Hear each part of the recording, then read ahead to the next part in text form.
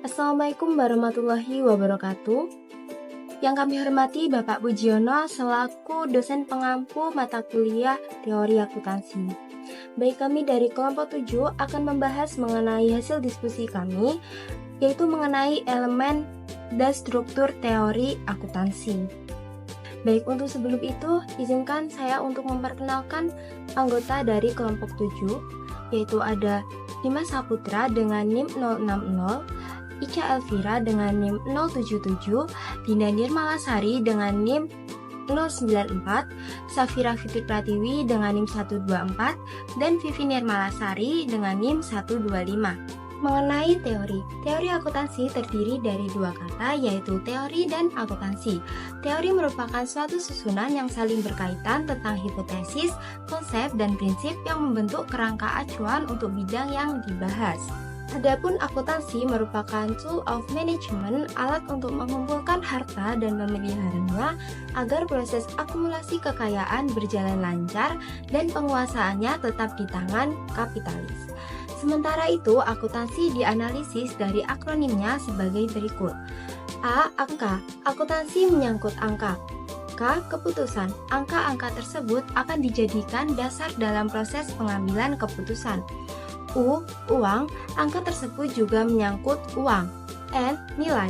Uang mengandung nilai moneter. T. Transaksi.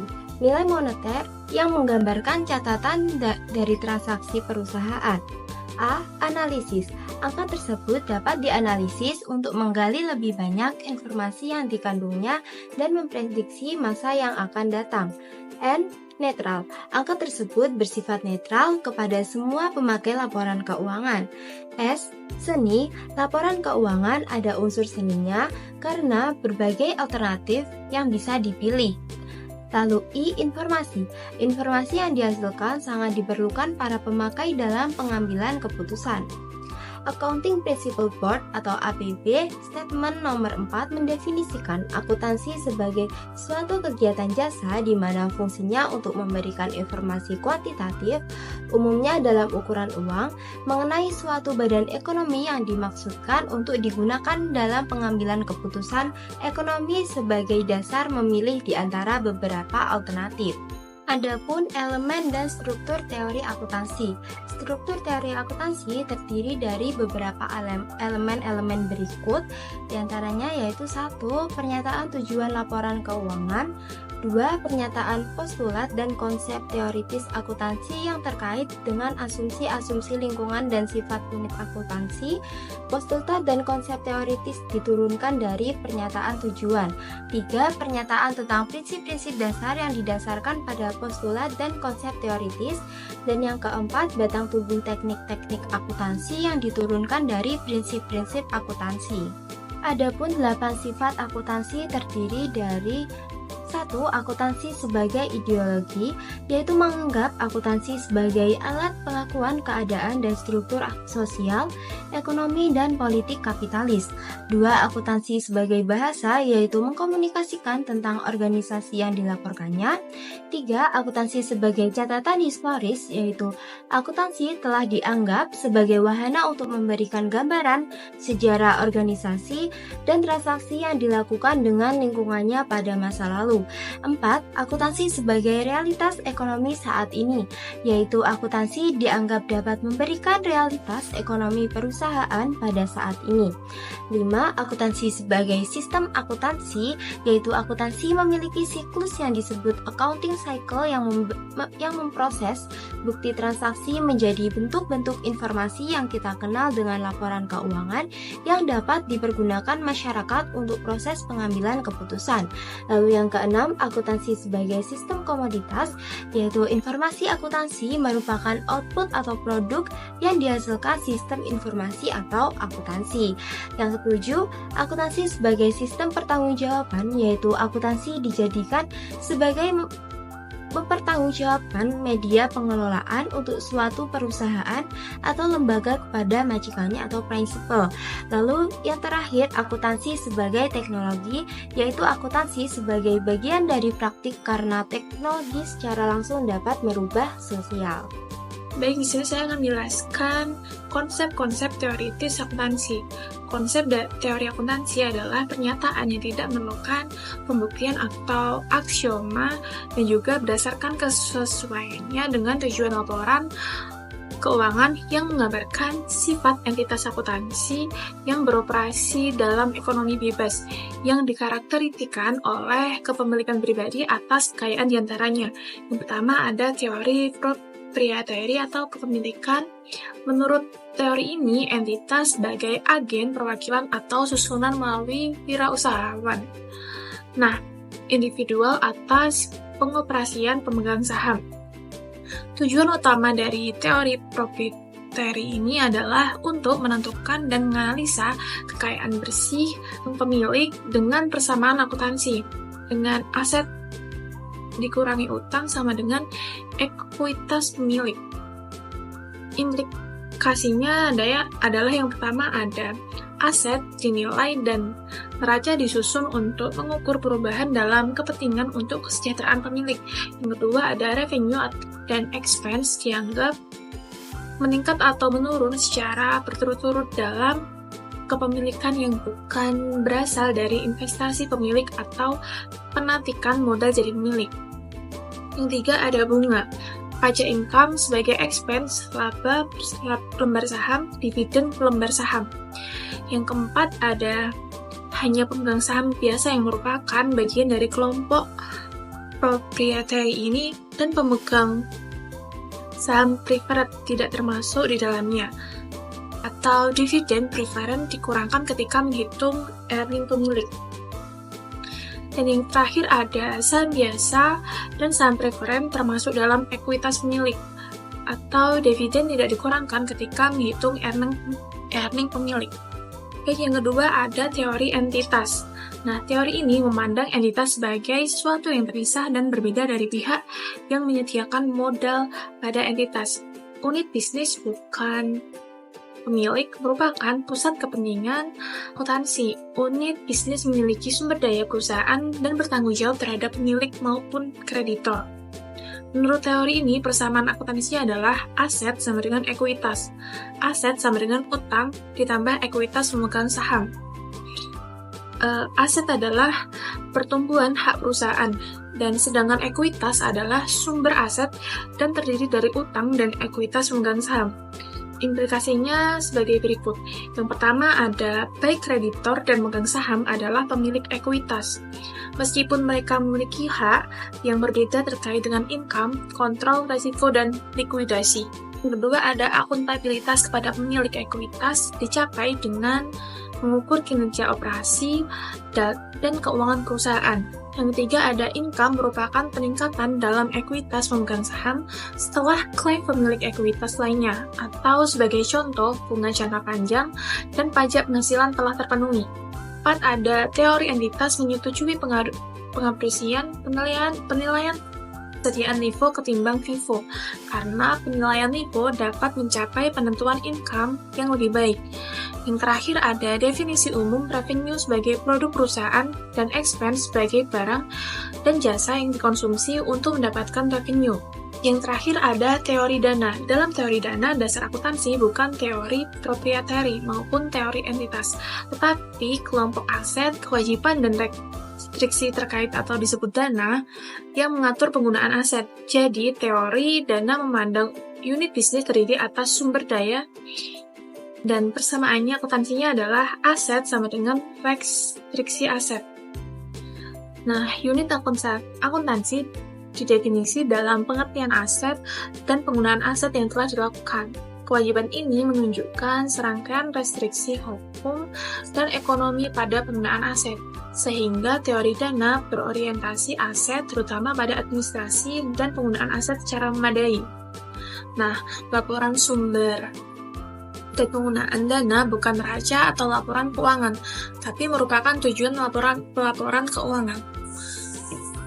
Teori dana terutama berguna untuk pemerintah dan berorganisasi nirlaba, rumah sakit, universitas, unit organisasi, unit kota, dan pemerintah. Selain itu juga relevan untuk organisasi berorientasi laba yang menggunakan dana untuk aktivitas yang bermacam-macam seperti dana perluasan atau sinking funds. Baik, yang materi selanjutnya akan dijelaskan oleh rekan saya. Selanjutnya, kita akan membahas mengenai menangani hipotesis. Menangani hipotesis berarti menguji, menganalisis, atau memverifikasi suatu pernyataan atau dugaan yang diajukan sebagai hipotesis dalam suatu penelitian atau studi. Hipotesis adalah asumsi atau prediksi yang diajukan berdasarkan teori atau pengamatan yang ingin diuji kebenarannya melalui data dan eksperimen. Nah, hal-hal yang perlu dipahami dalam menangani hipotesis yaitu: yang pertama, dari dalil ke hipotesis. Dalil dalam suatu teori menjelaskan hubungan antara konsep-konsep yang ada dalam teori tersebut. Dalil bisa berkembang menjadi hipotesis apabila ia mengacu pada fakta-fakta yang belum diuji dan dapat diperbarui seiring dengan pengetahuan baru yang diperoleh. Ciri utama sebuah hipotesis adalah kemampuannya untuk diuji melalui metode empiris. Yang kedua yaitu konfirmasi atas hipotesis. Konfirmasi mengacu pada sejauh mana hipotesis dapat membuktikan kebenarannya secara empiris, yaitu seberapa akurat hipotesis tersebut menggambarkan realitas. Pembuktian kesalahan berfokus pada sejauh mana hipotesis dapat menunjukkan bahwa ia tidak benar secara empiris, yaitu gagal menggambarkan dunia nyata dengan akurat. Hipotesis yang awalnya didasarkan pada teori dapat dikonfirmasi, disanggah, atau keduanya. Hipotesis yang hanya dapat dikonfirmasi berasal dari pernyataan eksistensial, yaitu pernyataan yang mengajukan eksistensi suatu fenomena.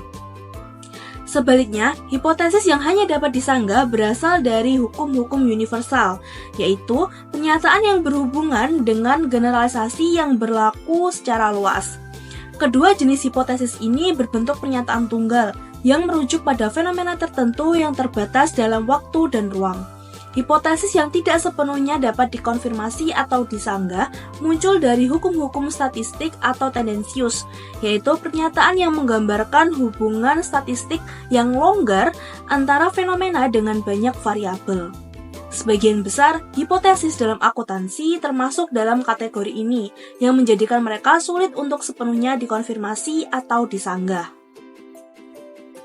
Yang ketiga, hakikat dari penjelasan. Penjelasan merupakan langkah penting dalam semua jenis pernyataan ilmiah, atau secara umum dapat diartikan sebagai prosedur atau struktur yang bertujuan untuk menyajikan cara suatu fenomena dapat dijelaskan secara ilmiah. Model penjelasan ini harus memenuhi persyaratan berikut. A. Persyaratan relevansi penjelasan mengharuskan bahwa model penjelasan harus menunjukkan bahwa fenomena yang dijelaskan dapat diprediksi berdasarkan kondisi-kondisi yang ada. B. Persyaratan kemampuan untuk diuji mengindikasikan bahwa penjelasan ilmiah harus dapat diuji melalui pendekatan empiris. Selanjutnya yang keempat, hakikat dari prediksi. Prediksi berarti proses membuat deduksi dari peristiwa yang sudah diketahui menuju peristiwa yang belum diketahui dalam sebuah sistem yang statistis secara konseptual. Prediksi dapat dilakukan dengan teknik eksplorasi, yaitu memprediksi suatu variabel berdasarkan variabel itu sendiri, atau dengan teknik asosiatif yang memprediksi suatu variabel berdasarkan variabel yang lainnya. Kemudian materi selanjutnya terdapat perkembangan pembukuan pencatatan berpasangan. Metode Italia yang terkenal hingga menyebar ke seluruh Eropa pada abad ke-16 dan 17, sehingga kita mengenal dengan metode pencatatan berpasangan. Dan hingga saat ini masih terus berkembang menjadi model pencatatan yang kita kenal. Mencatatkan serangkaian perkembangan yaitu pada abad 16 terjadi perubahan, yaitu diperkenalkannya jurnal-jurnal khusus untuk pencatatan berbagai jenis transaksi yang berbeda yang meliputi penggunaan buku tambahan khusus, misalnya untuk mencatat transaksi kas, penagihan, atau jenis pengeluaran tertentu. Tujuannya adalah untuk menjaga agar detail berada di luar jurnal dan buku besar, dengan maksud untuk tidak membuatnya cepat penuh. Pada abad ke-16 dan 17 terjadi evolusi pada praktik laporan keuangan periodik. Baik, untuk materi yang selanjutnya akan dijelaskan oleh rekan saya. Oke, selanjutnya itu periode sebelum Pacioli, pencatatan transaksi di peradaban kuno. Sebelum teori akuntansi formal muncul, praktik pencatatan keuangan sudah dilakukan sejak 3000 tahun sebelum Masehi di Mesopotamia. Bangsa Babilonia menggunakan tablet tanah liat untuk mencatat jumlah barang yang masuk dan keluar dari gudang. Peradaban Mesir juga memiliki sistem pencatatan sederhana yang digunakan dalam pengelolaan sistem dan persediaan. Selanjutnya yaitu faktor yang mendorong lahirnya teori akuntansi. Yang pertama ada revolusi dagang di Italia abad ke-15. Pada abad ke-15, perdagangan internasional berkembang pesat di Italia, terutama di kota-kota seperti Venesia, Genoa, dan Florence. Pedagang membutuhkan sistem pencatatan yang lebih sistematis untuk mengelola transaksi mereka. Hal ini mendorong praktik pembukuan berpasangan yang akhirnya didokumentasikan oleh Pacioli. Kedua yaitu kebutuhan transparansi dalam perdagangan. Jadi semakin banyaknya kemitraan bisnis dan pinjaman menyebabkan perlunya laporan keuangan yang lebih transparan. Para pemilik modal ingin mengetahui bagaimana uang mereka digunakan dan apakah bisnis tersebut menguntungkan. Konsep double entry bookkeeping membantu memberikan gambaran keuangan yang lebih akurat. Yang ketiga yaitu penyebaran ilmu pengetahuan. Penemuan mesin cetak oleh Johannes Gutenberg pada tahun 1440 memungkinkan buku Pacioli disebarkan secara luas di seluruh Eropa. Dengan penyebaran ini, sistem double entry bookkeeping mulai digunakan oleh pedagang di berbagai negara.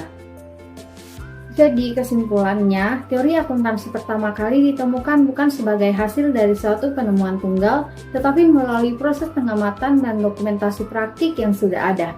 Luca Pacioli tahun 1494 memainkan peran kunci dalam mendokumentasikan sistem double entry bookkeeping yang telah digunakan oleh pedagang Italia. Sebelum Pacioli, praktik pencatatan transaksi telah ada sejak zaman Mesopotamia, Babilonia, dan Mesir tetapi tidak memiliki teori yang terstruktur. Momen penting seperti revolusi dagang Italia dengan peningkatan kebutuhan transparansi dalam perdagangan mendorong lahirnya teori akuntansi pertama kali. Buku Pacioli menjadi dasar bagi teori akuntansi modern yang kemudian dikembangkan lebih lanjut seiring dengan meningkatnya kompleksitas bisnis regulasi ekonomi. Jadi dengan demikian, teori akuntansi bukan hasil dari satu ide revolusioner. Jadi kesimpulannya, teori akuntansi pertama kali ditemukan bukan sebagai hasil dari suatu penemuan tunggal, tetapi melalui proses pengamatan dan dokumentasi praktik yang sudah ada. Luca Pacioli memainkan peran kunci dalam mendokumentasikan sistem double entry bookkeeping yang telah digunakan oleh pedagang Italia. Sebelum Pacioli, praktik pencatatan transaksi telah ada sejak zaman Mesopotamia, Babilonia, dan Mesir tetapi tidak memiliki teori yang terstruktur. Momen penting seperti revolusi dagang Italia dengan peningkatan kebutuhan transparansi dalam perdagangan mendorong lahirnya teori akuntansi pertama kali. Buku Pacioli menjadi dasar bagi teori akuntansi modern yang kemudian dikembangkan lebih lanjut seiring dengan meningkatnya kompleksitas bisnis dan regulasi ekonomi. Jadi dengan demikian, teori akuntansi bukanlah hasil dari satu ide revolusioner, tapi merupakan evolusi dari praktik bisnis yang telah berlangsung selama ribuan tahun sebelum akhirnya disusun secara sistematis oleh Luca Pacioli.